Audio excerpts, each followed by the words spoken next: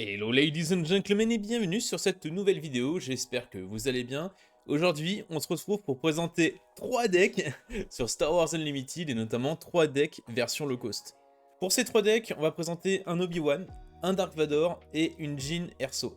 Personnellement, mon petit préféré c'est Jyn Erso, mais ces decks-là vont vous permettre de border plusieurs thématiques différentes et avec un budget un peu réduit pour bien commencer Star Wars Unlimited. A noter que si vous voulez commencer Star Wars Unlimited, la meilleure façon de commencer, je pense, c'est en prenant les decks de démarrage et en essayant de les améliorer au fur et à mesure. Pour cette vidéo-là, je suis pas parti sur ce concept-là, je me suis dit, ok, vous voulez commencer Star Wars Unlimited, sans forcément passer par les decks de démarrage, et vous avez un petit budget. Il faut savoir qu'un jeu de cartes, ça coûtera toujours un peu cher, globalement, parce que c'est un lobby qui coûte cher. Un lobby Un hobby qui coûte cher. Je crois que les deux fonctionnent. Et du coup, là, on va essayer de réduire un peu tout ça. Je vais essayer de vous présenter des decks listes qui, pour la plupart, performent en format compétitif. Là où je trouve que Star Wars, c'est quand même un jeu intéressant, c'est que de manière globale, on peut prendre beaucoup de decklists différentes. Toutes les decklists vont pouvoir performer à leur échelle, donc c'est très intéressant. Il n'y a pas de plateforme vert comme on peut avoir sur du Magic, où il y a un ou deux decks méta, et ça perd... Enfin, on a vu des top Magic où il y avait principalement les mêmes decks sur le top 8, à quelques itérations près, et c'est valable aussi pour beaucoup de jeux de cartes en fait, mine de rien, et Star Wars permet d'avoir un peu plus d'originalité, un peu plus de possibilités finalement, des possibilités unlimited, pour pouvoir s'imposer en termes de jeu, donc c'est très intéressant, et si vous voulez commencer Star Wars Unlimited, je me dois de faire ce genre de vidéo pour vous permettre de vous lancer en fait, tout simplement. Star Wars Unlimited, c'est un jeu de cartes qui est incroyable. Pour moi, c'est mon premier jeu de cartes en fait. C'est le jeu de cartes que j'apprécie le plus. Juste après, on va avoir Naruto et mon troisième, je l'ai toujours pas trouvé pour le moment. Et pourtant, j'en ai charbonné des jeux. Mais voilà, c'est mes jeux de cartes favoris. Et du coup, je vous propose de commencer cette vidéo en vous présentant 3 decks pour commencer Star Wars Unlimited. Cette vidéo, elle va s'adresser principalement aux débutants. Si jamais vous êtes déjà dans Star Wars Unlimited, c'est pas forcément un contenu qui va vous intéresser. On fera plusieurs vidéos ensuite pour vous permettre de vous présenter les decks méta qui performent en ce moment, ce genre de choses. Mais là, en l'occurrence, on va se focus sur les débutants. Ceci étant dit, on va pouvoir commencer la présentation de ces 3 petits decks là. On va avoir un deck Obi-Wan qui va jouer avec la mécanique de la force, donc c'est une mécanique que je trouve très intéressante. Un deck Vador Locos qui lui va jouer sur le côté spatial de la zone, ça veut dire que du coup la zone terrestre on va pas trop jouer dessus.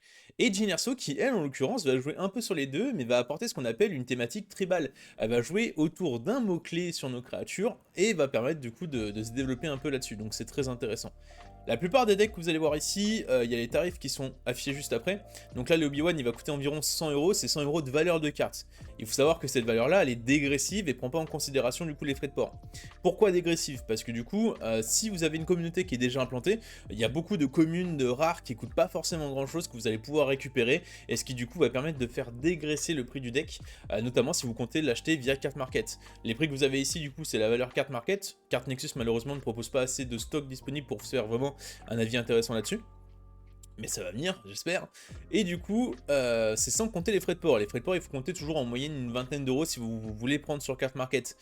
Mais c'est une notion importante à prendre en considération, notamment sur Jyn Erso, puisque pas mal de ces cartes sont, on peut les choper en fait dans les dans les packs promotionnels que vous allez avoir en venant jouer en boutique, dans les fameux les weekly play de Star Wars Unlimited. Donc ça veut dire que chaque semaine vous allez faire le weekly, ce qui est équivalent à la FNM pour les joueurs de Magic, et du coup vous allez venir avoir vos petits boosters promo, et dans ces boosters promo on peut avoir des cartes qui peuvent rentrer dans les decks, notamment dans celui-là de Jyn Erso, on va avoir beaucoup de cartes qu'on peut intégrer dans les decks, donc pas forcément besoin de les acheter finalement. C'est parti, on va commencer du coup avec le petit deck Jyn Erso qui est pour moi mon préféré, je pense que c'est le meilleur deck pour commencer si vous aimez les mécaniques tribales. Le deck Vador est très intéressant aussi, c'est un deck vraiment aggro, là où Jyn Erso, en fait on va générer du card advantage de manière très intéressante, donc c'est vraiment un très très bon leader. Le leader il dit quoi? Il dit que en action on peut payer 1, l'engager, et si une unité rebelle a été détruite durant cette phase, on regarde les 3 cartes dessus notre deck et on en pioche une. En termes de card advantage, incroyable, c'est une pépite ce leader, franchement je l'ai, alors, et pourtant je l'ai pas encore joué, hein. C'est juste que du coup, il y a plusieurs vidéos qui sont déjà disponibles sur la chaîne, vous montrons des gameplays, en fait, on a record le store showdown de la boutique, et du coup j'essaye au fur et à mesure de vous présenter des vidéos pour vous présenter les gameplays, vous les expliquer et tout, donc n'hésitez pas à checker les vidéos, notamment du coup les premières vidéos où Dedra va affronter Jyn, et on a du coup beaucoup d'éléments de gameplay là-dessus, ça vous permettra de vous faire un petit avis sur le deck. On va aussi voir Obi-Wan et Dark Vador qui est actuellement du coup en cours de préparation sur la chaîne. Donc les 3 decks que je vous présente ici, il y aura les gameplays qui seront aussi du coup sur la chaîne. Donc ça vous permettra de vous rediriger vers les autres vidéos pour pouvoir les regarder. Et du coup voir les gameplays. Jyn Erso, donc du coup l'effet qui est ici, il se passe quoi quand elle est retournée? Quand elle est retournée du coup c'est le même effet sauf que c'est en attaque et c'est une body 3-6, donc elle a 3 de force, 6 d'endurance, donc c'est plutôt pas mal, elle se déploie pour 5, donc elle arrive assez rapidement, ce qui propose une dynamique de deck plutôt sympathique. La base c'est quoi? C'est une base à 27, c'est les nouvelles bases, on va dire un peu vanilla. En Epic Action, on va pouvoir jouer une carte de notre main en ignorant une de ses pénalités d'aspect, entre du coup les aspects, les affinités, vigilance, commandement, agressivité et rusée. Donc là du coup, pourquoi on joue cette base là? Principalement pour Kanan qui est juste ici, qui permet en fait, ça va nous permettre de jouer Kanan pour 4 et avoir un body très intéressant qui en plus va synergiser avec notre deck. Donc c'est très sympathique, on va y revenir un peu plus tard. Donc voilà pour notre leader et la base, ça va être du coup le nerf de la guerre. Je vais essayer de faire en sorte que vous retrouverez ces decks là en description, j'espère que ça va fonctionner, mais du coup ça vous permettra un peu de voir ce qu'il en est, et vous pourrez notamment, si vous passez par ce lien là, cliquez juste ici, Force Table, ça vous permet de... On va tester, hop, le deck apparaît juste là, vous mettez Select Player 1, vous choisissez un deck qui va l'affronter, bon par exemple on va prendre Daedra, Select Player 2, et là on choisit, donc là en l'occurrence le deck Daedra il va plus jouer sur du contrôle, on va faire que ça start de random, et là vous pouvez lancer une game. Donc là du coup c'est contre l'IA, donc ça vous permet de voir un peu les mains que vous allez avoir au début, la synergie que ça va opérer. Là par exemple si je veux pas prendre de mulligan, on les met là-dessus, je décide de mettre mes petites... Je vous ferai une vidéo dédiée sur les logiciels à utiliser. De son côté il va jouer ça, nous on va du coup jouer une carte ici, on va jouer hop, l'Y-Wing, qui est une très bonne carte. Il décide de faire son effet, est-ce qu'on prend 2 dégâts ou est-ce qu'on pioche? On va prendre 2 dégâts, hop. Donc voilà, ça c'est Force Stable, donc c'est vraiment un outil très intéressant quand vous allez deck build votre deck. Vous allez affronter ici l'IA, mais ça vous permet en fait d'avoir un retour dynamique sur le deck que vous allez construire. Donc Force Stable très intéressant. Je peux que vous conseiller du coup de l'essayer, et en plus de ça vous n'avez rien à installer. Vous cliquez juste sur le lien que je vous envoie, normalement vous mettez Force Table et normalement c'est censé fonctionner. Je ne sais pas comment ça se passe mais je crois que ça c'est le profil un peu public du deck, donc il me semble que vous pouvez cliquer sur Force Table pour essayer le deck. Si c'est pas le cas je vous ferai d'autres vidéos pour vous présenter notamment Karabast qui est très bien, et je travaille sur un petit projet avec Karabast mais on verra un peu plus tard. C'est parti du coup pour Body Rock, la présentation de ce deck là et notamment les unités terrestres. Donc Body Rock c'est pour une 2-4, le body est très intéressant. Là ce qui va nous intéresser sur la plupart des cartes c'est notamment leur trait, c'est-à-dire leur trait rebelle. Le trait c'est quoi? C'est ce qui se situe entre la force et l'endurance, c'est juste au milieu, donc là on voit qu'elle est rebelle. Et lorsqu'elle va l'attaquer elle va pouvoir donner à une unité, rebelle, amie, sentinelle pour cette phase. Donc là en l'occurrence c'est que c'est un très bon body, parce que c'est Body Rock, c'est une très bonne carte avec des bonnes statistiques. Ensuite on va avoir Shiofan, pour 2 c'est une D4, en attaque on va choisir 2 joueurs, ils vont pouvoir piocher chacun une carte. Là c'est intéressant aussi comme carte. À faire attention en fonction du match-up qu'on va du coup affronter, à pas faire trop piocher, mais c'est très intéressant. Pourquoi? Parce que ça va générer du card advantage qui va être beaucoup plus important dans notre deck, puisqu'on va pouvoir jouer, se reposer autour de Jyn Erso. Je vous conseille vraiment d'aller regarder les premières vidéos qui montre le gameplay d'Edra contre Jyn, parce que Shio justement brille dans ce match-up là, et ça permet vraiment de vous donner une idée là-dessus. Pourquoi c'est intéressant de se constituer une main? Parce qu'on va jouer notamment avec Aggressive Negotiation, c'est une des cartes qui coûte un petit peu cher en ce moment, mais qu'on peut pas enlever en fait. J'ai essayé d'épurer les decks pour vous faire une version vraiment accessible, parce qu'il y a pas mal de decks qui vont pouvoir être améliorés avec des cartes à rajouter, mais quand on voit qu'une carte c'est 30 balles pour l'amélioration, en soi c'est des cartes qu'on peut se passer. On peut penser par exemple à Anakin, pas forcément dans ce deck là, mais à Anakin Skywalker, champion de Mortis. Ou alors du coup le vaisseau volé qui est 3-4 je crois, ou 4-5 pour 3. C'est des stats intéressantes, mais c'est des cartes qui peuvent coûter trop cher si vous commencez Star Wars Unlimited. Donc du coup, il y a certaines cartes où on n'a pas le choix de les mettre, notamment pour Obi-Wan, c'est pour ça que ça tabasse un peu Obi-Wan, avec Yoda, on y reviendra un peu plus tard. Mais voilà, Aggressive Negotiation, ça fait partie de ce genre de cartes où on peut pas trop faire grand chose, on est obligé de les intégrer dans ce genre de deck là, en l'occurrence avec Jyn Erso, c'est obligatoire. La carte coûte 4 € pièce, c'est pour ça que si jamais du coup vous avez une petite boutique locale, ou un groupe de jeu, n'hésitez pas à parler avec eux, parce que généralement ils vont être contents du fait que vous allez commencer sur Star Wars Unlimited et peut-être que vous allez pouvoir essayer de choper quelques cartes ou alors essayer de voir à prêter des cartes avant d'investir, intéressant, ou alors même de jouer sur First Table pour voir vraiment les mécaniques qui vous plaisent. Ça va être, je pense, le truc le plus intéressant aussi, de tester les decks avant d'acheter les cartes. Très important, sinon ça peut créer une frustration si finalement ça tourne pas comme vous aurez pu penser que ça aurait pu tourner. Donc pourquoi c'est important du coup, négociation agressive? Parce qu'on va pour 3 attaquer avec une unité, et pour cette attaque elle va gagner +1 +0 pour chaque carte dans notre main. On joue de Jyn Erso, on va avoir une main qui va être assez remplie, c'est très très fort, on peut pas trop s'en passer en vrai. On retourne du coup côté unité avec Karis Nemik. Pour 2 c'est une 3-2 Hayden, donc Hayden en français c'est dissimuler. C'est une capacité qui fait que lorsque vous allez la jouer, l'adversaire ne va pas pouvoir venir combattre votre carte, puisque celle-ci est dissimulée. C'est très intéressant parce que si jamais l'adversaire n'a pas encore fini de faire ses actions, on va jouer du coup Karis, il va être dissimulé, l'adversaire peut pas venir le trade, donc si du coup il fait pas trop attention, on peut ensuite récupérer l'initiative. Notre créature est protégée des combats uniquement, et du coup va pouvoir venir taper potentiellement la base ou les créatures si besoin juste après à la prochaine phase.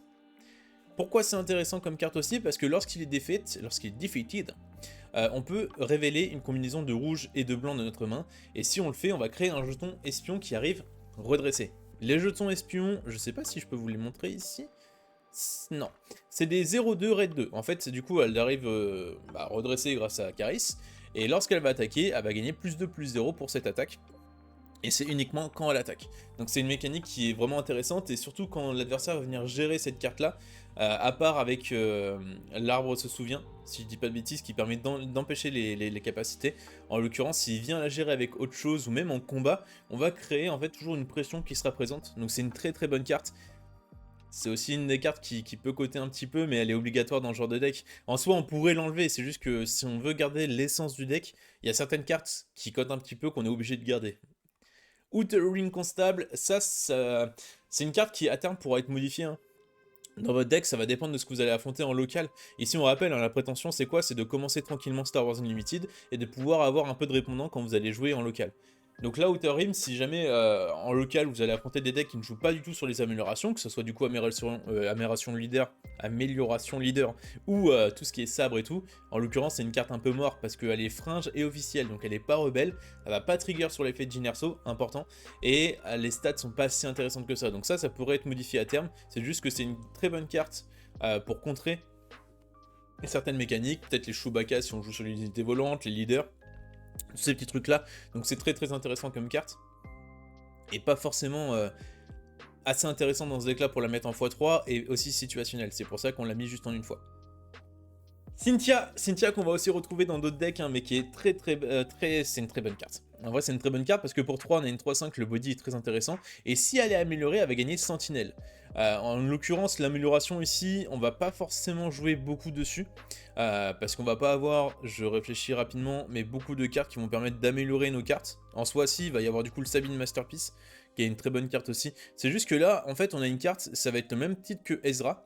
C'est une carte qui possède un body intéressant, parce que pour 3 et une 3-5, les statistiques sont très très bien. Ça rappelle le Boba de la première extension, qui de tête, il a pas été banni celui-là par hasard. Je me demande s'il a pas été banni à terme, au tout début du jeu. Enfin bref, on s'égare. En fait, on s'égare, je vous raconterai mes petites anecdotes au fur et à mesure. On se concentre, concentrez-vous. Ok, Cynthia du coup, pour 3 et une 3-5, qui quand elle est améliorée, elle gagne Sentinelle, donc ça peut être sympathique. L'amélioration c'est quoi? Ça peut compter les jetons expérience, ça peut compter les jetons boucliers, et ça peut compter aussi les améliorations, comme du coup Nimble Progress, que je vais vous présenter dès maintenant pour rentrer dans la synergie avec Cynthia. Pour 1, elle donne +1/+1, et on va l'attacher à une unité amie, et quand elle est attachée, quand elle est jouée, on peut exaucer une unité dans la zone de l'unité auquel l'amélioration est attachée. Donc imaginons qu'on la joue sur Cynthia, on épuise du coup une créature adverse qui va empêcher de nous faire des dégâts à la base ou venir gérer notre board, et on rajoute une pression sur la base adverse, donc très intéressante comme carte. Donc le body plus le fait qu'on joue avec un minima d'amélioration, ça en fait une carte très sympathique. Ensuite on va avoir Ezra Bridger, une de mes cartes favorites, j'aime beaucoup sa version championne du monde. Là c'est pareil, exactement le même principe que Cynthia, mais avec une petite subtilité en plus. Pour 3 c'est une 3-5 Force Jedi Rebelle. Ça rentre dans notre deck, c'est parfait, le body est très intéressant, ça permet d'avoir de la pression au début de partie. Et qu'est-ce qu'on a d'autre? On a, en attaque, on va donner un jeton d'expérience à une autre unité créature ou spectre. Qu'est-ce qu'on a donc en spectre? Et ben on va avoir Kanan et on va avoir du coup Zeb. Donc c'est déjà 6 cartes plutôt sympathiques, mais en plus de ça, on va avoir normalement le Sabine Masterpiece qui fait partie du coup des spectres. Donc là, on va avoir quelques synergies, donc faut pas considérer que ça va être l'essence du deck, hein. C'est un petit plus à certains moments qui va s'activer sur ces créatures-là. C'est uniquement ça, là, il est principalement dans le deck pour le body. Pour toi, c'est une 3-5 rebelle. Ona très intéressant, donc il n'a pas le mot-clé rebelle ici, faire attention. C'est juste que c'est une excellente carte en fait dans ces couleurs-là. Parce que pour 4, on a une 3-5 qui a raid 2, donc lorsqu'elle va attaquer, elle va gagner plus 2, plus 0. Donc pour 4, on a une 5-5 théorique. Et elle a restore 2, donc ça veut dire que si jamais on fait face à un deck aggro, avoir un peu de heal sur, dans notre deck, et on va en avoir quelques-uns, et bah du coup ça permet d'équilibrer un peu les choses et de prendre l'ascendant. Donc c'est très intéressant comme carte, pas au point de la mettre en x3, mais c'est une très bonne carte, une très bonne unco, donc let's go.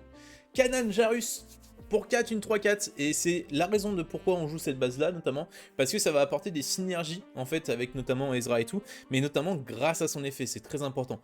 Pour 4, une 3-4, rebelle, ça rentre dans notre deck. Restore 1, on revient sur le heal dont je vous ai mentionné juste un peu avant, et lorsqu'il va être joué, on va pouvoir retourner une unité non leader qui coûte 2 ou moins dans la main de son propriétaire. Ça, c'est l'effet basique, vous allez pouvoir le faire à chaque fois que vous allez le jouer. La subtilité en plus, c'est que si jamais on contrôle une unité commandement ou agression, et ben on va pouvoir retourner une unité non leader qui coûte 4 ou moins à la place. On résume, pour 4, on a une 3-4 qui, dans le meilleur des mondes, va permettre de bounce, donc de remettre dans la main une unité non leader qui va coûter 4 ou moins. Donc ça veut dire que ça peut être une des nôtres ou une de l'adversaire. Pourquoi une des nôtres ça peut être intéressante? En l'occurrence dans notre deck on peut se permettre de bounce par exemple le Zeb pour pouvoir du coup permettre de refaire quelques dégâts. On va y revenir un peu après. Mais notamment aussi dans certaines situations on peut penser par exemple à la nouvelle amélioration qui permet de s'équiper sur une créature, notamment du coup une créature adverse, qu'importe, qui empêche la créature de se relever, qui au début de chacun de nos tours va nous faire 2 points de dégâts. Si l'adversaire joue ça sur une de nos créatures, ça peut être intéressant de pouvoir jouer Kanan, récupérer notre créature, enlever l'amélioration ou rejouer la créature. Il y a quelques synergies où ça peut être intéressant. En l'occurrence, le Outer Rim, ça peut aussi être sympa. Voilà, il y a plein de petits trucs qui peut être sympathique, mais la plupart du temps, on va pouvoir le faire sur les créatures adverses pour permettre d'enlever du coup une pression adverse, une menace adverse, notamment s'il va jouer Sentinelle, ça va bloquer notre avancée. On joue Kanan, on enlève son sentinelle, on lui fait perdre de la tempo, hein, parce que s'il gaspille son tour 4 là-dessus, nous on joue Kanan, on enlève son tour 4, il se retrouve en fait avec une tempo désastreuse, parce que pour 4, il a rien sur le board. Désolé pour le micro, il a rien sur le board, et du coup ça va nous permettre de se développer et de rajouter une pression, il lui fait perdre de la tempo, donc c'est une carte qui est trop intéressante pour être négligée. Et c'est une unco, donc c'est très bien, c'est très low cost, ça rentre dans notre deck parce que c'est rebelle, donc c'est parfait. Alors là j'avoue c'est un petit caprice, d'accord? La carte coûte vraiment pas cher, mais c'est... J'adore cette carte, j'adore ce genre d'effet, donc... Vous n'êtes pas obligé de jouer avec elle, mais ça serait dommage de pas la jouer. Ray, pour 5, on a une 5-5, qui fait que lorsqu'on va jouer, lorsqu'on va piocher cette carte du coup dans la phase d'action, si on contrôle une base ou une unité rouge, on va pouvoir révéler cette carte depuis notre main, et on fait 2 dégâts unité et 2 dégâts une base. Pourquoi c'est intéressant? Parce qu'avec Jinerso, on va regarder, on va beaucoup piocher en fait, hein. On va beaucoup piocher, et le fait d'ajouter Ray dans l'équation, ça permet à certains moments de venir faire un blast gratuit, blast base, et permettre de grignoter la base, potentiellement la finir, et en plus de ça on récupère une value qui... en fait, globalement, on va jamais vraiment jouer cette carte-là. Donc ça nous permet de récupérer une ressource qu'on va pouvoir... une carte qu'on va pouvoir mettre dans les ressources sans impacter du coup notre panel de cartes dans la main. Donc en vrai, c'est une très bonne carte dans cette mécanique-là, sinon elle est pas jouée, hein. Elle est vraiment pas jouée. Mais c'est une très bonne carte et j'aime beaucoup pouvoir me dire qu'on peut intégrer cette carte-là dans ce deck-là. Donc si on peut le faire, pourquoi pas, finalement. Donc là-dessus, c'est vraiment plus pour son effet ou pour la mettre en ressources. À certains moments, avoir un body 5-5 sur le terrain, ça peut être intéressant, donc c'est pas à négliger. Mais la plupart du temps, on va vouloir faire son effet avec effet de Jhin et ensuite la mettre en ressources. Zeb Aurelios, qui est notre dernière unité terrestre. Très bonne carte aussi. Pour 5, on a une 4-4 sentinelle, donc déjà ça peut être intéressant. Le body est un peu en dessous, hein. Pour 5, normalement on a des bodies qui sont peut-être un peu plus élevés, mais en l'occurrence c'est plutôt ok. C'est surtout que son effet est intéressant, c'est quand il va être joué. Je crois que j'ai dit une bêtise tout à l'heure, il me semble qu'avec Kanan j'ai dit qu'on pouvait récupérer Zeb, mais on peut pas parce qu'il est à 5. Si j'ai dit ça, c'était une bêtise, d'accord. Lorsqu'on joue, on va infliger 3 dégâts d'une unité terrestre. Si on contrôle du coup une unité verte ou jaune, on peut infliger 5 dégâts à la place Pourquoi c'est intéressant? Parce que là aussi c'est un marché avec Kanan, parce que Kanan est jaune. Donc si on a Kanan sur le terrain, tour d'après on joue Zeb, on inflige 5 dégâts à une unité terrestre, donc c'est un blast très intéressant. En plus de récupérer une 4-4 sentinelle. Donc du coup en termes de carte advantage, ça peut faire des trucs assez sympathiques. Ça rentre dans le deck, c'est un rebelle. Ça rentre dans le deck, c'est Spectre, donc ça débloque une mécanique, une sorte de sous-mécanique en plus dans le deck. Donc très bonne carte, pas grand chose à dire là-dessus. Unité spatiale, ah ça j'aime beaucoup cette carte aussi. J'aime beaucoup cette carte. Pour 2, on a une 1-3 rebelle. Et lorsqu'elle attaque, on va afficher 3 dégâts indirects aux joueurs défenseurs. Les dégâts indirects, c'est une de mes mécaniques que j'apprécie le plus. Je me restreins à jouer cette mécanique là actuellement parce que c'est un peu trop présent en fait, c'est pas trop fort en vrai, mais c'est vrai que c'est un peu trop présent et je veux pas vraiment jouer des decks trop méta. J'aime bien jouer un peu ce qui est off méta et quand même essayer de performer un peu avec. Et en l'occurrence, la mécanique de dégâts indirects, pouvoir la jouer sans jouer un boba en leader, c'est très cool d'avoir ce petit rappel là. J'aime tellement la mécanique que je vous ai osé rajouter dans le deck Vador juste après du coup des cartes qui jouent avec ça. Mais les dégâts indirects c'est quoi? C'est lorsqu'on va attaquer, on va infliger 3 dégâts à l'adversaire, sauf que c'est l'adversaire qui choisit où il va les mettre entre sa base et ses unités. Pourquoi c'est intéressant? Parce que s'il a qu'une seule base, enfin s'il a que sa base disponible, sa base prend 3 dégâts. Donc pour 2, on inflige 4 dégâts, c'est incroyable. C'est incroyable, on rentre dans une sorte de... un peu comme avec des draws, dans un jeu psychologique où, où on laisse la possibilité à l'adversaire de se faire mal. J'adore cette mécanique, c'est trop intéressant. Red 5, pour 3, une 3-4 rebelle qui marche parfaitement bien avec Red Squadron, puisque du coup, lorsqu'elle attaque, on va infliger 2 dégâts à une unité endommagée. S'il décide d'éviter de mettre trop de dégâts sur la base, ce qui serait astucieux, parce qu'on est sur un deck, une mécanique de deck mid aggro, et bah du coup il va mettre des dégâts sur ses unités, et Red 5 permettra en fait de venir chercher ces unités là. Très intéressant, ça permet d'infliger des dégâts à une unité endommagée, donc ça peut aussi cibler les unités leaders. Comme vous le verrez sur le match-up Jhin Dedra, et bah du coup notamment avec Red 5, il est venu me chercher ma Dedra, donc j'ai un peu pleuré, mais c'est une très bonne carte. Le body est très sympathique, pour 3 on est une 3-4, spatial, très intéressant, et en plus c'est un rebelle. Red Squadron X-Wing, parce qu'on pioche pas assez dans ce deck là, c'est faux, mais tout rajouter de la pioche c'est toujours cool. Pour 3 on a une 3-4 qui lorsqu'elle arrive en jeu s'inflige 2 dégâts, et si elle le fait, on pioche une carte. Pourquoi c'est intéressant? Parce que ça va permettre, entre guillemets, de faire une sorte de cible accessible à l'adversaire pour essayer de réduire la pression. Donc en fait, nous on va jouer cette carte là, lui infliger 2 points de dégâts, l'adversaire va pouvoir potentiellement venir mettre 2 points de dégâts sur elle pour venir la chercher. S'il le fait, on peut faire l'effet de Jhin, créer du carte advantage, se remettre en place. En fait, c'est toute une mécanique et qui, vous allez voir, fonctionne super bien avec ce deck-là. Et en fait, on ne perd pas de value à jouer cette carte-là. On peut perdre de la tempo, mais on ne perd pas de value. Donc en fait, c'est très intéressant comme carte. Très sous-côté en vrai. Très sous-côté. Parce qu'elle pourrait être jouée dans beaucoup plus de decks que juste ce genre de deck thématique ou autre. Même si je crois qu'elle est un peu jouée dans des Lando des fois. Mais c'est une très bonne carte en vrai. Sabine Masterpiece qui je pensais serait beaucoup plus présent en fait de manière globale. À post-rotation, en l'occurrence elle est pas si présente que ça. Cette carte là, on pourrait aussi l'enlever pour réduire le prix du deck, mais je pense qu'elle est vraiment intéressante dans ce deck là et ça serait dommage de l'enlever. Pourquoi elle est intéressante? Parce que pour 3 on a une 3-3, donc le body est correct, c'est pas le meilleur body pour 3 mais c'est correct. Et c'est une unité rebelle, donc du coup elle rentre dans le deck, et c'est une unité spectre, du coup elle rentre dans le deck. À côté de ça, lorsqu'elle va attaquer, si on contrôle une unité bleue, on soigne 2 dégâts de notre base. Avec ce deck là on peut soigner 2 dégâts de notre base, donc c'est parfait. Si on contrôle une unité comme verte, on va gagner un jeton d'expérience à une unité. Donc avec ce deck là on peut contrôler des unités... Non, on contrôle pas d'unité verte, pas avec ce deck là. Donc on oublie le jeton expérience.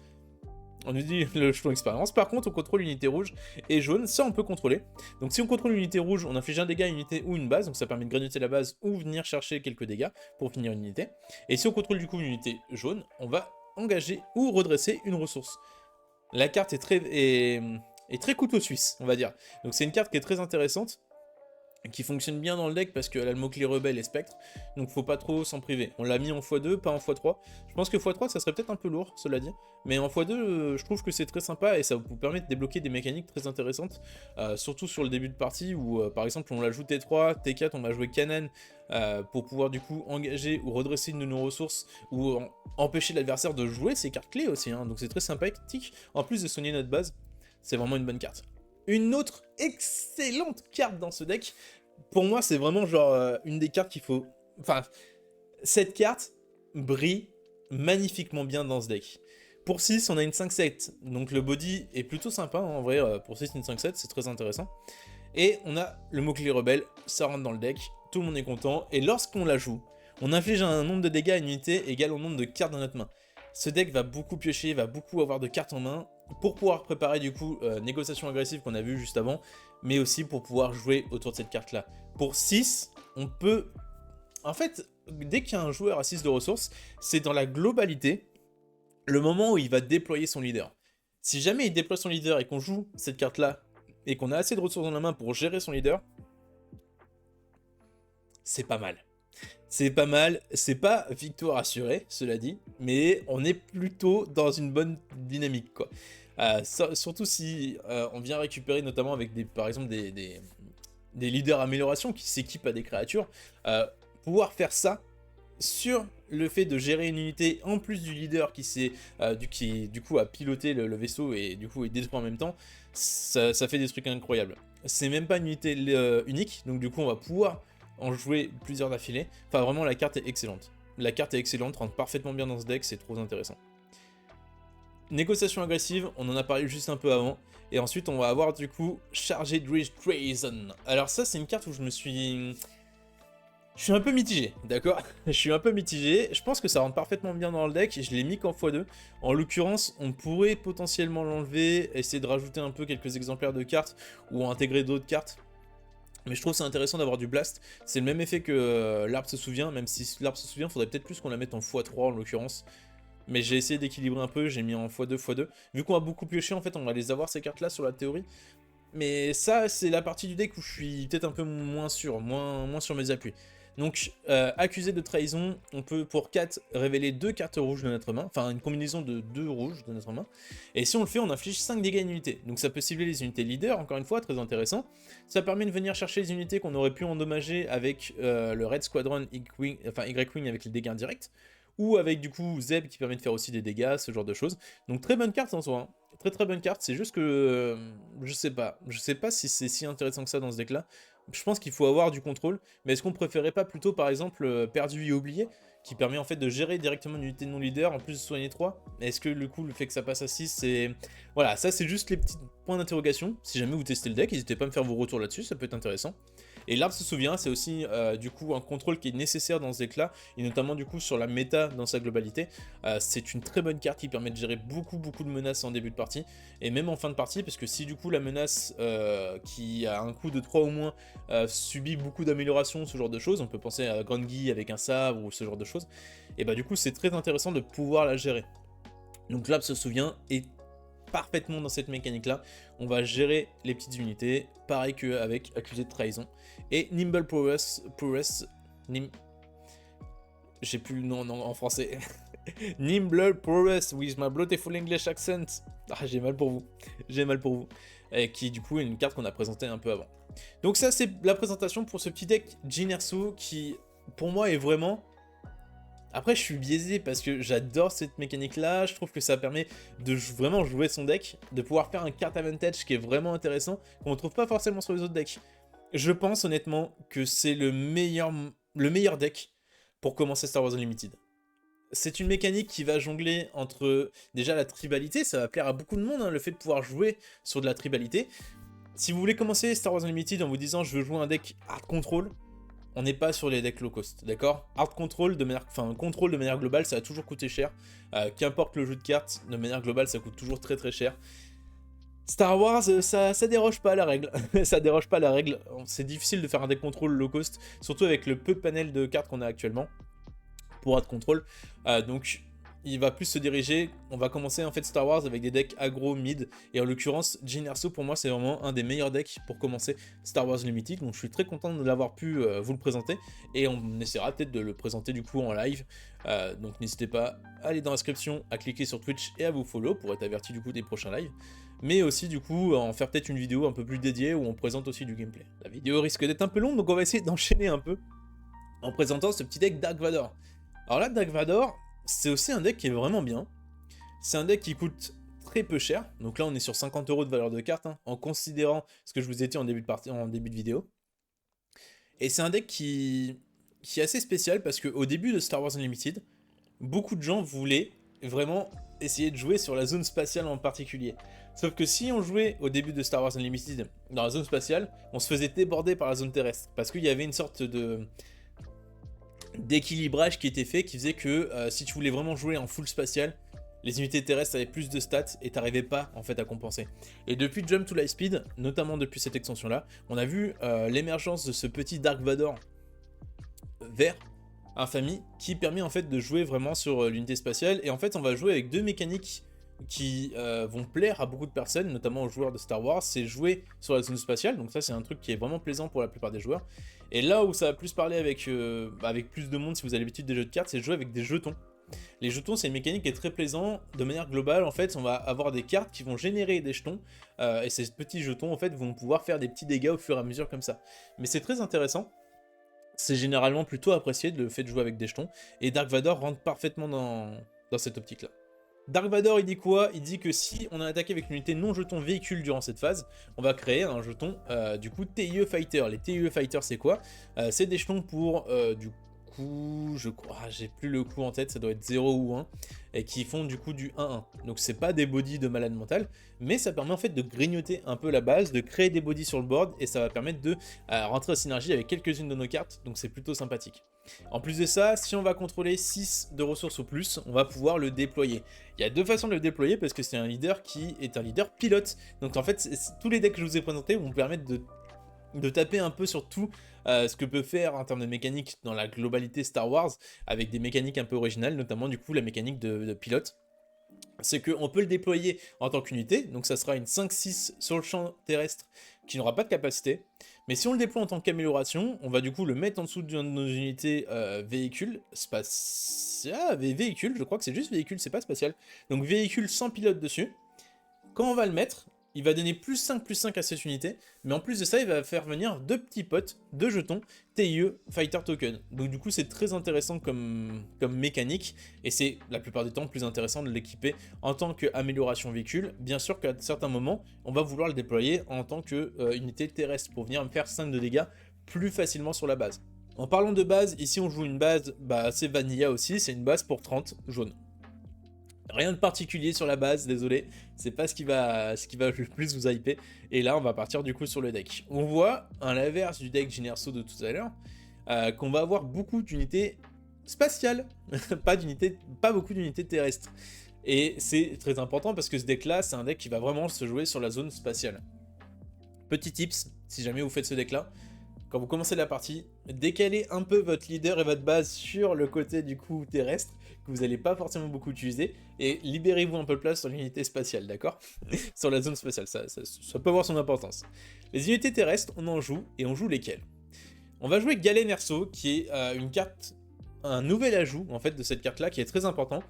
Pour 3, c'est une 0,5, qui lorsqu'elle va être jouée, on va pouvoir forcer l'adversaire à en prendre le contrôle. Donc comment ça se passe? On joue notre carte, elle arrive engagée, on dit tu en prends le contrôle, on la donne à l'adversaire engagé. Et elle dit quoi? Elle dit que toutes les unités ennemies gagnent raid 1 et saboteur. Comment ça marche? C'est l'adversaire qui possède la carte, donc du coup pour cette carte là, l'ennemi c'est pas notre adversaire mais c'est nous, et du coup toutes nos unités gagnent raid 1 et saboteur. C'est trop important dans le deck, on l'a mis qu'en x2 parce que je pense qu'en x2 c'est ok, x3 j'ai peur que ça alourdisse trop le deck, mais c'est très important de l'avoir. Ça permet en fait de passer toutes les unités sentinelles au niveau de la zone spatiale, donc très intéressant, et de rajouter en fait de la puissance à tous nos petits tokens. Donc à la place qu'ils vont venir taper à 1, ils vont venir taper à 2, donc c'est plutôt intéressant comme carte. Et la deuxième unité c'est quoi? C'est Chancelier Palpatine, donc Vador, Palpatine, ça rentre plutôt bien ensemble. Qu'est-ce que ça dit? Ça dit que lorsqu'on va le jouer, si on contrôle l'unité leader, on va créer 2 jetons espions et donner à ces jetons sentinelles pour cette phase. C'est super intéressant parce qu'elle a aussi la mécanique complot, c'est ce qui va nous intéresser.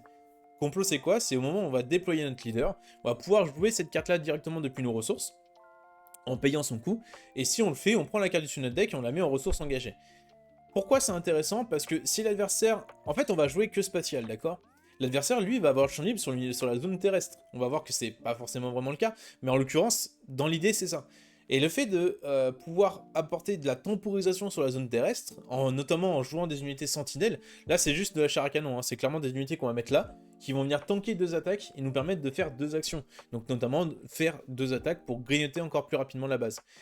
C'est important, d'avoir cette possibilité-là, parce que vu qu'on va avoir très peu de présence ou de gestion sur terrestre, il faut qu'on ait un peu de temporisation. Donc là, en l'occurrence, c'est une très bonne carte, la plupart du temps elle va aux ressources, et elle sera déployée au moment où on va jouer notre Vador.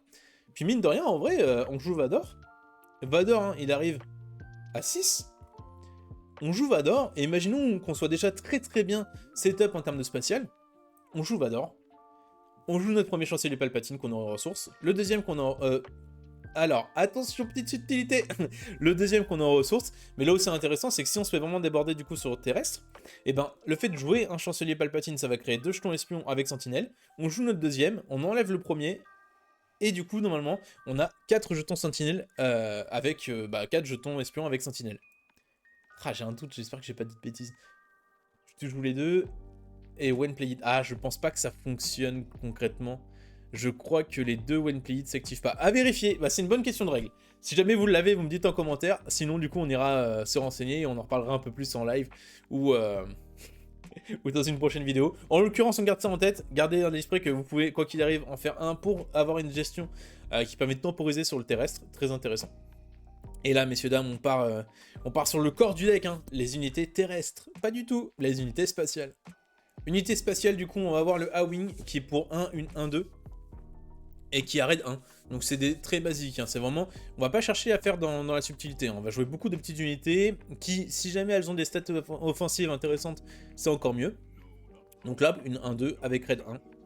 First Order TIE Fighter, ça c'est... Il y a une petite histoire derrière cette carte, en fait, elle m'a beaucoup aidé. Notamment, du coup, avec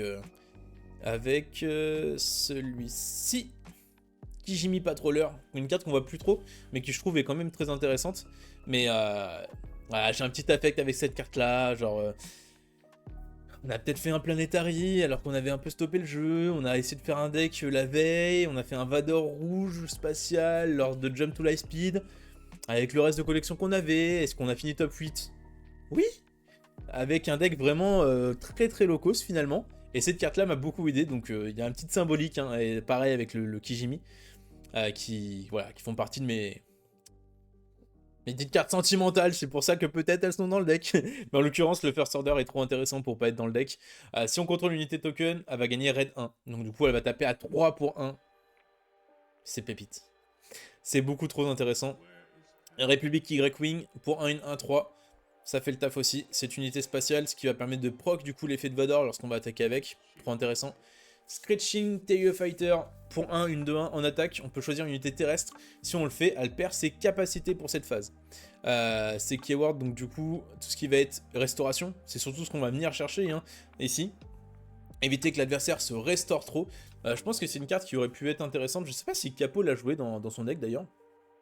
Faudra que je demande les decklists, hein, qu'on mette les decklists à jour sur les prochains tournois, ça peut être intéressant. Mais c'est une carte qui est trop sympathique parce que ça empêche la restauration. Dans la majorité des cas, c'est ce qu'on va venir enlever en fait à l'adversaire. On peut enlever des raids si jamais du coup il a raid et qu'il attaque trop vite, hein, ça peut être une solution. Mais de manière globale, on va enlever plutôt restauration. Et en plus ça, pour 1, on a une 2-1, donc qui permet de faire des dégâts. Très intéressant. Là aussi c'est une carte sympathique, hein. Pour 2, une 2-2 qui a bouclier. Bouclier, ça empêche d'être géré directement avec des dégâts, il faudra s'y prendre par 2 fois si on veut la gérer avec des dégâts. Et ça fait un body qui permet de générer du token grâce à l'effet de Vador. Intéressant. Emissary Shit... un vaisseau pour 2, une 2-4, qui lorsqu'elle est détruite, chaque adversaire redresse une ressource. En l'occurrence, c'est pas trop impactant dans ce match-up là. Là où c'est intéressant, c'est que c'est pour 2, une 2-4, donc le body est très sympathique, ça permet de rester en vie, refaire l'effet Vador. Donc là aussi très sympathique. Kijimi Patroller, là c'est un peu plus discutable comme... en fait j'ai vraiment mis pour la symbolique parce que j'aime beaucoup cette carte, mais je pense qu'elle est intéressante dans le deck. Pour 2, 1-1 qui quand elle arrive fait venir du coup un jeton TIE Fighter. Donc ça permet en fait, si on joue Galen Erso, d'avoir ensuite une pression très sympathique et très rapide finalement à mettre en place. Donc ça peut être sympa. TIE Bomber, c'est une des cartes que je vous ai parlé un peu avant avec Jyn Erso. Et notamment la mécanique de dégâts indirects. C'est une carte qui est... je la vois pas trop dans les decklists Vador et je trouve qu'elle est vraiment sous-cotée cette carte. Parce que si l'adversaire se déploie pas forcément vite ou de manière globale, en fait, on va vraiment l'entamer. S'il vient faire des trades, ça permet de gérer aussi ses cartes par la même occasion. Enfin, je trouve que c'est une très bonne carte et en plus, d'autant plus si Vador se déploie dessus, on passe à une 5-9 qui fait 3 dégâts indirects. C'est très fort, hein. C'est vraiment très fort. Et pour 2 en basique, pour 2 c'est une 0,4 qui lorsqu'elle attaque fait 3 dégâts directs au joueur défenseur. C'est une de mes cartes favorites en vrai de Jump to Light Speed. Là aussi elle m'avait beaucoup aidé quand j'avais fait mon petit deck Vador rouge, donc pour moi c'est une bonne carte. Donc je vous la propose ici, si jamais vous la testez et que vous l'aimez pas, vous pourrez la changer. C'est une carte qui coûte pas cher, donc c'est 10 centimes, 10 centimes pièce, donc aux F tiers. Mais vraiment, je trouve que c'est une très très bonne carte, qui est pas assez jouée. On a le Dayspace Skirmisher, donc ça c'est une très bonne carte aussi, pour 3 une 3-3. Lorsqu'on arrive en jeu, lorsqu'elle arrive en jeu, si on contrôle une autre unité spatiale, désolé, on peut exaucer une unité, donc on peut épuiser une unité.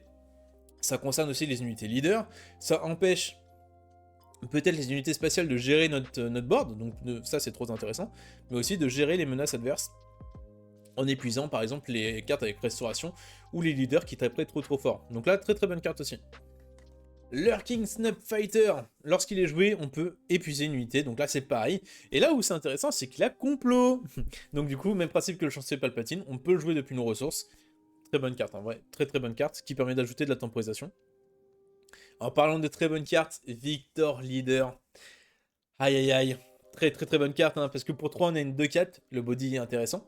Et chaque autre unité spatiale qu'on contrôle gagne +1/+1. Est-ce que vous voyez où on commence à en venir un peu? On va vraiment avoir une armée de spatiales, jouer Victor Leader boosté, jouer Galen boosté, et peut-être jouer, pour terminer, sur un clone combat Squadron. C'est une carte que j'apprécie beaucoup en vrai. Parce que pour 4, c'est une 3-3. Elle va gagner +1/+1 pour chaque unité amicale spatiale.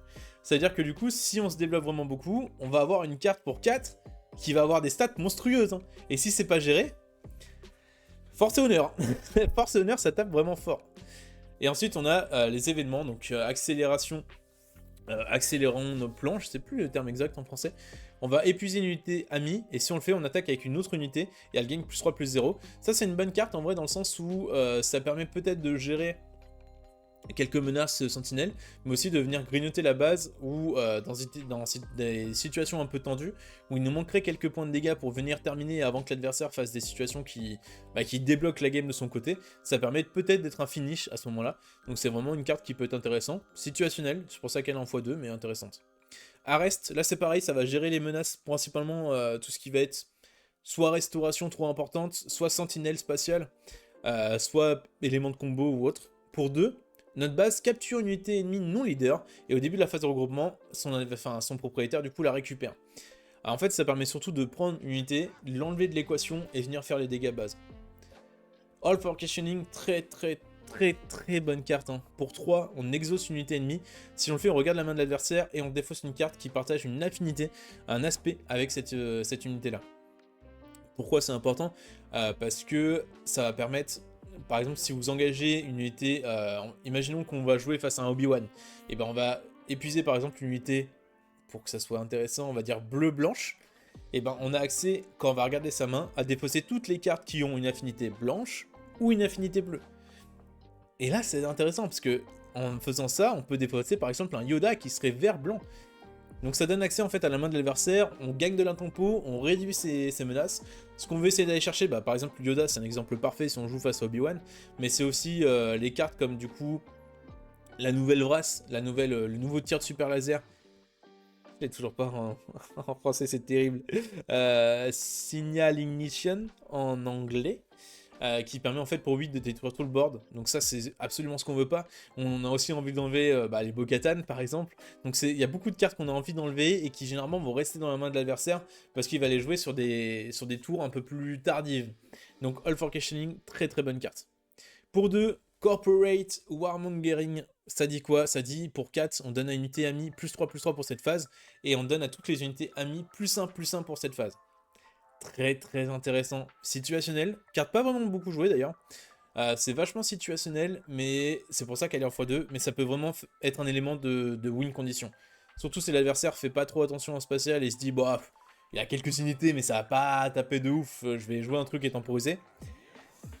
Ah, si on sait bien développer, ça peut taper. Donc c'est vraiment intéressant. Et là, Craving Power, c'est une carte qu'on pourrait mettre en x3 aussi, mais elle tapasse un peu niveau prix. Mais c'est clairement une carte qu'on pourrait mettre en x3. C'est une très bonne carte qui va être pas forcément situationnelle, dans le sens où dans tous les cas, au pire des cas, ça nous donnera des stats. Mais très intéressante parce que pour 5, ça donne +2/+2. Et à attacher une unité amie, et lorsqu'on va la jouer, ça inflige des dégâts à une unité ennemie équivalent à la puissance de l'unité attachée. Donc du coup ça permet en fait de gérer potentiellement une pression terrestre qui commence à s'accumuler, notamment avec des restaurations, ce genre de choses. Un restore, ça va être le mot-clé qui va vous déranger avec ce deck là, hein. Faut le noter. Ou alors des sentinelles peut-être spatiales, ce genre de choses, donc très bonne carte. Ici on l'a mis qu'en x2 pour essayer d'alléger un peu le prix du deck, mais en soi c'est clairement un truc que vous pouvez améliorer. Si jamais ce genre de vidéo vous plaît, on pourra travailler sur une version améliorée de chacun des decks qu'on a présenté ici, même si pour quelques-uns il n'y a pas beaucoup de choses à améliorer, hein. Voilà pour ce petit deck Vador Low Cost, donc 55 € de valeur. Je pense que c'est un très bon deck pour commencer. Si jamais vous, votre délire, c'est l'agressivité, et bah du coup, Vador sera parfait pour vous. Et je pense que c'est un deck qui peut être très intéressant dans ce principe-là. Ouais. Et là, vous vous dites peut-être enfin la fin de cette vidéo. Et là, je vous dis oui, on y arrive. C'est le fameux deck Low Cost Obi-Wan. Obi-Wan, c'est un des decks méta, c'est un leader qui est méta, qui est vraiment présent sur la scène compétitive. Donc ça vous permet de jouer un deck entre low cost compétitive, on est quand même à 100 € de budget, mais dans tous les cas, il faut savoir que si vous allez jouer un jeu de cartes, ça va coûter de l'argent. Là, y a pas les jeux de cartes sont des pay to win, d'accord? Ça veut dire que vous allez payer pour accéder à vos cartes pour pouvoir jouer avec. Donc du coup, à partir de là, il va falloir prévoir un petit budget. Là, en l'occurrence, pour le prix d'une display, vous avez un deck qui va pouvoir vous permettre de vous exprimer et qui est facilement améliorable pour en plus de ça se mettre vraiment à jour compétitivement parlant. Ça vient de LOF, donc c'est une extension qui va rester encore pendant un petit moment. C'est un investissement qui peut être intéressant et c'est un leader qui est très plaisant à jouer. Ça rappelle, je crois, Tarkin dans les premières extensions de Star Wars qui permettait en fait de donner un jeton d'expérience à une unité impériale. Là, c'est le même principe. Obi-Wan, il dit quoi? Il dit qu'en action, on peut utiliser la force. La force, on y reviendra un peu après. Donner un jeton d'expérience à une unité qui n'en possède pas. Donc jeton d'expérience c'est quoi? Ça va donner un marqueur +1/+1. Donc ça va lui donner +1 d'attaque, +1 d'endurance. Donc c'est très intéressant. La force c'est quoi? La force c'est une carte. Enfin c'est une carte, c'est un jeton qui va vous dire que la force est avec vous. Et certaines cartes vont vous permettre de perdre ce jeton force pour avoir accès à des capacités supplémentaires. Comment on obtient la force? Notamment grâce à notre base. Night Sister Lear, donc le repère des sœurs de la nuit, qui dit que c'est une base à 28 points de vie. Et lorsqu'une unité force attaque, la force est avec nous. Il y a plusieurs façons de jouer ce Obi-Wan, avec notamment en fait deux variables.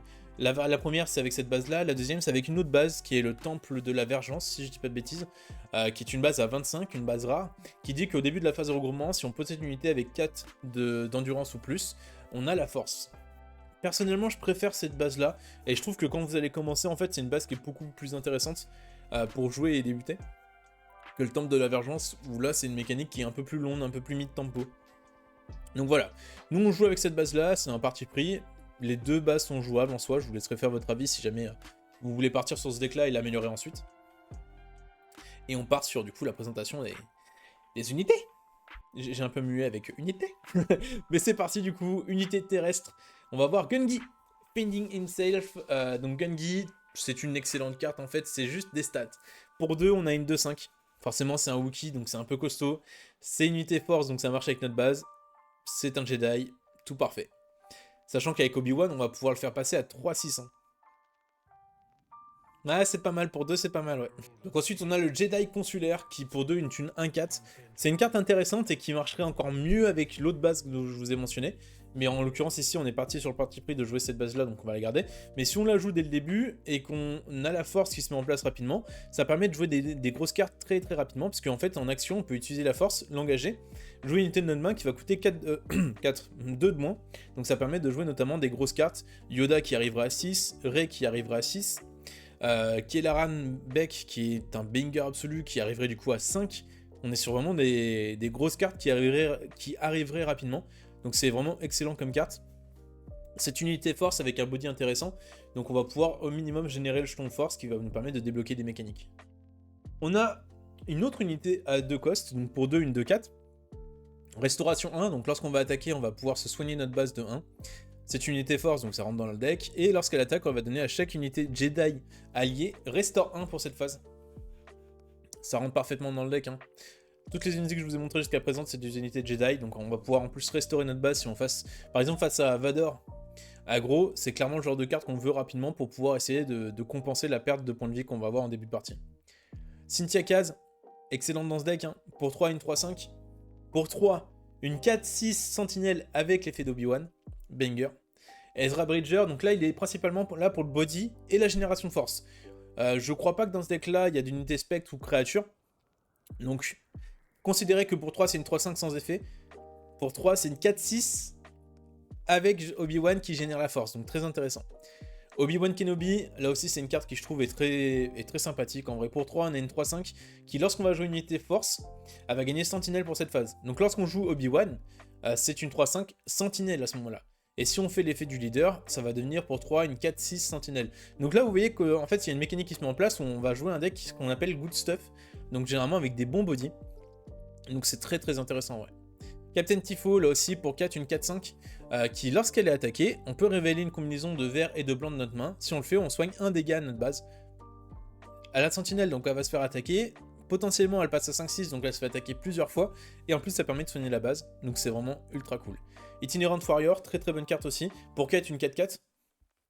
Un body qui est basique, mais en plus de ça, elle arrive avec un jeton bouclier. Et lorsqu'on la joue, on peut utiliser la force si on le fait soigner 3 dégâts à notre base. Donc là, on a beaucoup de heal dans ce deck-là, hein, ce qui va être très intéressant pour essayer de maintenir la pression face à aggro. Elle arrive avec un jeton sentinelle. Si on joue un jeton, du coup, on utilise l'effet Obi-Wan pour faire un jeton expérience. On a une 5-5 sentinelle qui... Alors en fonction de comment vous allez vous débrouiller, hein, bien sûr, parce que du coup, il faudrait d'abord faire l'effet, ensuite attaquer, ensuite récupérer effet, refaire effet, faire effet Obi-Wan. Mais on peut à terme avoir une carte 5-5 bouclier qui, quand elle arrive, nous fait soigner 3 dégâts à notre base. Donc c'est vraiment une très bonne carte. Lando Calrissian, les yeux ouverts. Pour 5, une 4-5 sentinelle qui, lorsqu'elle défend, l'attaquant gagne -1, -0. Donc ça permet en fait avec Obi-Wan de faire une 5-6 qui permet d'apporter beaucoup de temporisation. En vrai, c'est pour ça qu'elle est dans ce deck là. C'est juste qu'elle a un body intéressant à la sentinelle et en plus on peut l'améliorer avec Obi-Wan. Kelleran Beck, très bonne carte. Un body qui est monstrueux. Hein. Pour 7, on a une 7-7. Force Jedi Republic, lorsqu'elle est jouée, on regarde les 7 cartes du dessus de notre deck pour chercher une unité qu'on va révéler et jouer. Cette unité coûte 3 de moins. Si l'unité coûte 3 ou moins, et bah, du coup on la joue gratuitement. Ça permet notamment d'aller chercher des Obi-Wan, ce genre de choses. Mais ça nous permet aussi, si on est plus avancé dans la partie, de pouvoir jouer des Rey, pouvoir jouer du coup des Lando. Enfin, beaucoup de cartes dans notre deck qui nous permet d'apporter en fait une présence sur le board forte, hein. Parce que pour 7, c'est une 7-7, donc déjà c'est un body qui est monstrueux. Si on le joue avec le Jedi, du coup, consulaire qui est juste ici, pour 5, on a une 7-7, enfin, imaginez le truc, hein. Pour 5, on a une 7-7, qui fait venir une 3-5, qu'on peut booster en 4-6. C'est... c'est très fort. C'est vraiment une synergie que moi j'apprécie beaucoup dans ce deck-là. Et en plus, le... Kelleran Beck, quoi. Il y a une histoire derrière ce perso. C'est notamment, pour ceux qui ne le savent pas, l'interprète de Jar Jar Binks. Donc du coup, c'est un peu stylé, Rey Skywalker, alors là c'est un petit ajout personnel, mais je pense que ça peut être intéressant de l'avoir en x1, notamment si vous allez affronter dans votre local des decks contrôle. Alors c'est une légendaire, mais c'est pas une légendaire qui code de ouf. Peut-être intéressant de la récupérer maintenant, avant que peut-être sur des prochains sets ça se débloque. Mais pour 8, on a une 9-9, body monstrueux. L'adversaire ne peut pas prendre le contrôle de cette carte. L'adversaire ne peut pas détruire cette carte avec des capacités ennemies. Elle est gérable que par combat. On parle d'une carte pour 8 qu'on peut faire passer en 10-10 qui peut être gérable que avec des dégâts de combat. Et avec des dégâts de cartes. Mais c'est tout.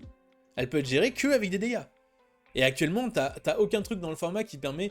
Enfin, si, t'as une combinaison de trucs qui te permet de faire beaucoup de dégâts sur une carte, mais c'est un peu tiré par les cheveux. T'as des cartes qui vont permettre... En fait, en termes de cartes jouées, il y a presque pas grand-chose qui peut venir la chercher.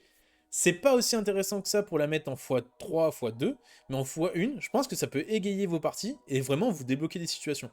Donc voilà, on l'a mis en x1, à tester. Yoda qui est une carte clé du deck, on peut malheureusement pas jouer sans. C'est la street. C'est la street, elle cote un peu. Je crois que c'est une carte avec la version du coup promo weekly, qui est autour des 8 €. Mais c'est une très bonne carte. Hein. Pourquoi? Pour 8, on a une 5-9. Un body intéressant. Et lorsqu'il est joué, on peut utiliser la force. Si on le fait, on soigne 5 dégâts à notre base. Jusque là, ça va. C'est plutôt intéressant.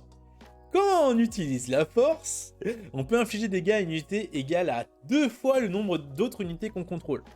Donc si Yoda est là du coup, et qu'on a que Yoda, il inflige 2 à une autre unité. À chaque fois qu'on utilise la force, très intéressant.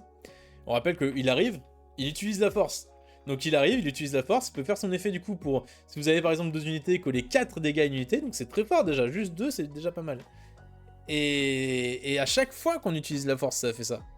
C'est un élément clé du deck, on peut pas s'en passer. On peut vraiment pas s'en passer, et en plus ça, s'il est joué rapidement avec le Jedi Consulaire, c'est un banger absolu. C'est une trop bonne carte. Les unités spatiales, elles sont pas nombreuses, elles sont au nombre de 9. On va avoir notamment du coup le Blue Leader, qui est une carte très intéressante aussi, qui va permettre de gérer un peu la pression adverse, la pression spatiale adverse, mais pas que, parce qu'il y a un petit twist en fait sur cette carte-là. Pour 3, on a une 3-3 embuscade, c'est-à-dire que quand on va la jouer, on va pouvoir la redresser et attaquer directement avec une unité, pas la base, une unité ennemie. Mais lorsqu'on la joue, on peut payer 2. Si on le fait, on déplace une unité sur la zone terrestre, et on lui donne 2 jetons expérience. Donc ça devient du coup une unité terrestre. C'est une des seules cartes à faire cette capacité-là du coup avec Leia, mais c'est vraiment les 2 seules cartes qui permettent d'être jouées sur spatial et se déployer ensuite sur terrestre. Je crois qu'il n'y a que ces 2-là. Donc c'est très intéressant comme carte. C'est non-co, donc ça vaut pas grand-chose. Et là, il y a une subtilité, c'est que je peux d'abord faire embuscade sur spatial, et ensuite faire le When Played pour jouer mon unité sur terrestre. Désolé. Je peux aussi faire When Played, donc faire une 5-5 terrestre, et venir faire embuscade ensuite sur le terrestre. Donc en fait, c'est une carte très intéressante, très versatile, qui va vous permettre du coup de vous adapter en fonction de la situation. Sabine Masterpiece, là c'est très intéressant, ça va permettre de continuer à nous donner des jetons expérience, et en plus de ça, potentiellement soigner notre base en fonction de la situation, donc très très cool. Le Ghost qui en soi est principalement là aussi pour son body. Pour 5, on a une 5-6, ok, qui permet aussi de jouer avec Ezra, je vous ai un peu menti. Mais c'est tellement situationnel que ça va pas forcément arriver souvent. Mais pour 5, on a une 5-6 qui fait que chaque autre unité spectre unité gagne les mots-clés de cette carte-là. Et en l'occurrence, ça permet de donner à Ezra aussi Sentinelle, puisque quand cette carte-là est améliorée, elle gagne Sentinelle. Donc on joue le Ghost, on utilise Obi-Wan, on donne un jeton expérience, le Ghost gagne Sentinelle, Ezra gagne Sentinelle. Ça peut être intéressant, mais c'est principalement aussi pour 5, une 6-7, Sentinelle spatiale, donc ça peut vraiment apporter de la temporisation dont on a besoin avec Obi-Wan. Donc il faut plus le considérer là comme une sorte de gros body Sentinelle, et qui a quelques affinités avec le deck. Mais c'est vraiment... c'est tellement minime que ça reste basique. Et j'ai oublié qu'il y avait Sabine aussi. Donc Ezra fonctionne aussi avec ce deck-là. Mais c'est pas la synergie qu'on va faire principalement. Ça va arriver, hein, donc c'est cool de pouvoir jouer aussi sur la mécanique spectre, mais c'est pas ce qu'on va viser à faire. Direct X que j'ai mis en une seule fois, puisque normalement on va plus jouer à... c'est quoi? C'est Désastre Spatial, je crois. Une carte pour 7 qui permet de détruire toutes les unités spatiales. Vous voyez qu'on joue pas vraiment beaucoup d'unités spatiales, mais si l'adversaire commence à jouer des grosses unités, peut-être que ça peut être intéressant. Je l'ai mis en x1. C'est vraiment très situationnel, la plupart du temps vous allez la mettre en ressources, mais c'est une carte qui peut être intéressante quand même en fonction de ce que vous allez affronter. Protect the Pod, très très bonne carte, parce qu'en fait on va commencer à avoir des bodies qui vont avoir des grosses statistiques, notamment au niveau de l'endurance, et pour 4, ça va permettre de faire en sorte qu'une unité non véhicule inflige des dégâts égaux aux unités HP qui lui restent, donc au point de vie, enfin à l'endurance qui lui reste, à une unité ennemie. Donc en fait si par exemple on va jouer... bon, il y a beaucoup de choses. Hein. Si on a Yoda, ça permet d'infliger 9 à une unité. Pour 4, c'est trop fort. Si on a Rey, c'est pareil. Si on a Kelleran, ça fait 7. Alors ensuite, si on a du Ezra, juste on joue Ezra. On utilise l'effet Obi-Wan. Il passe à 6. L'adversaire joue une carte. On récupère l'initiative. Tour d'après, la carte est trop embêtante. Pour 4, on colle 6. C'est trop intéressant comme carte. C'est vraiment trop bien. Donc du coup... c'est un anti-bet qui a besoin dans le jeu. Et notamment, on a le deuxième anti-bet qui est excellent. C'est Shatterpoint, point de rupture, je crois, en français. Qui, pour 4, va nous permettre de nous laisser le choix entre 2 possibilités. La première, c'est de détruire une unité non leader avec 3 de points de vie ou moins. Donc ça, c'est très sympathique déjà. Mais c'est surtout la deuxième qui est cool, c'est qu'on va utiliser la force.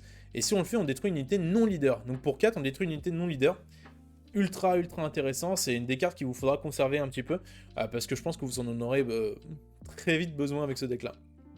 Et on retrouve du coup Nimble Prowess pour 1 qui donne +1/+1, et on l'a déjà vu du coup dans la vidéo, donc qui permet en plus d'engager une unité dans la même zone que l'unité à laquelle on a attaché cette carte. Voilà, on l'a fait messieurs dames. C'est 3 decks low cost pour commencer Star Wars Unlimited. Je voulais aussi vous faire quelques éléments de gameplay, mais vu la longueur de la vidéo, On va peut-être éviter. Si jamais ça vous intéresse, par contre, mettez-le moi en commentaire, comme ça je vous préparerai des vidéos de gameplay, donc on fera du coup la suite de cette vidéo-là, où on jouera chacun des 3 decks ici. Mais au moins ça vous permet de commencer Star Wars Unlimited avec peut-être quelques idées de decks à faire. En l'occurrence, moi ce que je pourrais vous conseiller, si vous n'avez pas trop de budget, c'est vraiment Jyn Erso. Je trouve que c'est très très plaisant à jouer. Si on peut se permettre de mettre un peu plus, ça serait Obi-Wan. Mais là on commence à jouer avec des grosses cartes, donc c'est très plaisant aussi. La mécanique est trop cool avec les jetons d'expérience. Et si vous êtes vraiment aggro, bon bah Vador. Hein. Vador, c'est un jeu que vous allez pouvoir essayer de vous exprimer un peu plus. Ce qui va être important à regarder aussi, c'est peut-être ce qui est joué dans vos locales. Pourquoi? Parce que si jamais dans vos locales, ça joue beaucoup de decks... je sais pas, genre des decks qui vont avoir des réponses au fait que vous allez jouer beaucoup d'unités, de beaucoup de petites unités, peut-être pas forcément privilégier Vador, peut-être partir sur Jyn Erso, etc. En fait, essayez de voir ce qui est joué, pour essayer d'anticiper un peu les match-up et de savoir si vous allez pas être très frustré très vite. Genre si vous... oh, l'horreur sur local. Mais si jamais vous allez dans un local où il y a que des Dédras, Vador, ça pourrait passer en vrai. Vador, ça peut passer. Mais Jyn Erso et Obi-Wan, je pense que vous allez passer des mauvais moments en vrai. Mais voilà, ça a testé, hein, ça a testé. En tout cas, voilà, il y a les 3 petits decks qui sont ici. J'espère que cette vidéo vous aura plu. Vous pouvez bien sûr retrouver les decks, peut-être en commentaire épinglé ou en description, ça sera dans un des deux. Si cette vidéo-là vous a plu, donc n'hésitez pas à vous abonner et à laisser un petit pouce vers le haut. Oh la vache, le truc à l'ancienne. Ainsi qu'un commentaire, ça m'aide beaucoup et ça va me permettre en fait de développer plus de contenu sur Star Wars Unlimited. Et je vous dis à très bientôt du coup pour une nouvelle vidéo. Merci de m'avoir regardé. À très bientôt et que la force soit avec vous.